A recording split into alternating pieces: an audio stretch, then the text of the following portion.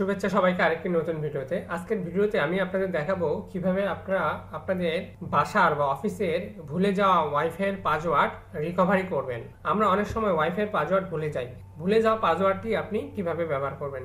প্রিয় ভিউয়ার্স, প্রথমে আপনারা আপনাদের কম্পিউটারের রান অপশনে যাবেন। তো আমরা রান লিখি, সার্চ অপশনে গিয়ে রান লেখার পরে এখানে আমরা যে কমান্ডটি লিখবো ncpa.cpl, আমি আরেকবার বলছি যে ncpa.cpl এই কমান্ডটি লিখবো। লেখার পর জাস্ট ওকেতে ক্লিক করব।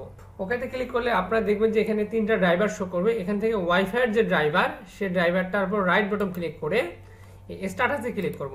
স্ট্যাটাসে ক্লিক করার পরে এই ওয়্যারলেস প্রপার্টিস এই জায়গাটাতে ক্লিক করব। ক্লিক করার পরে সিকিউরিটি অপশনে যাব। যাওয়ার পর এখানে দেখতে পাবো যে নেটওয়ার্ক সিকিউরিটি কি, এই পাসওয়ার্ডটা শো করছে। এখান থেকে জাস্ট আমরা এই যে শো ক্যারেক্টারে ক্লিক করি, তাহলে আমরা দেখতে পাবো যে পাসওয়ার্ডটা শো করবে।